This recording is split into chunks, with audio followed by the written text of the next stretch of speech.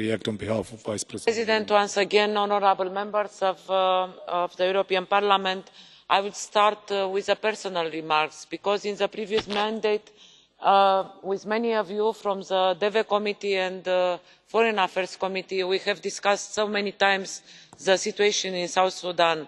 And now, being here on behalf of the Vice President Mogherini, I would like to tell you that I am so sorry that the situation is going worse instead of improving after so many years when we discussed together here the same issue. So, of course, this situation is one on the verge of catastrophe, and the country is consumed by anarchy and disorder, with atrocious acts of violence commonplace. Civilians are being deliberately and systematically attacked, often with an ethnic intent, by a range of armed opposition groups, and notably by large offences of the Sudan People's Liberation Army. Hundreds die each month. Some 1.8 million refugees have fled to neighbouring countries, while almost 2 million persons are internally displaced. Famine has been declared in parts of the country. The European Union is doing everything possible to encourage peace. The European Union undertakes constant political dialogue with the transitional government to urge implementation of the 2015 peace agreement.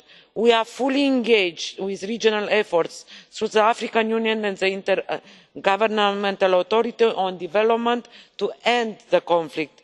The European Union has provided almost €500 million of humanitarian assistance to South Sudan since the conflict started in December 2013. Our support to the region has been increased to address a massive influx of refugees. The European Union has imposed an arms embargo against South Sudan and is lobbying for the UN Security Council to follow it. The European Union is appalled at the gross violation of human rights and international humanitarian law perpetrated by all parties with complete impunity. The European Union encouraged the African Union to establish a hybrid court for South Sudan, envisaged in the peace agreement, as soon as possible. Let me reiterate today our messages to all parties. There can be no military solution. All parties must observe the ceasefire in full. The United Nations peacekeeping mission in South Sudan must be allowed to exercise its mandate without any control.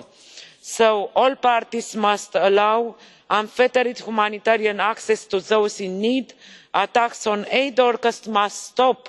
The national dialogue launched by President Kiir must be transformed into an inclusive political process, truly open to all parties, which is deemed credible by the South Sudanese people.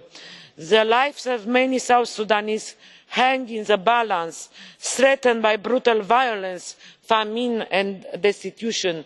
The European Union will continue to deploy all instruments available: political pressure, sanctions, development assistance, international justice, with a view to encouraging the parties to replace conflict with dialogue.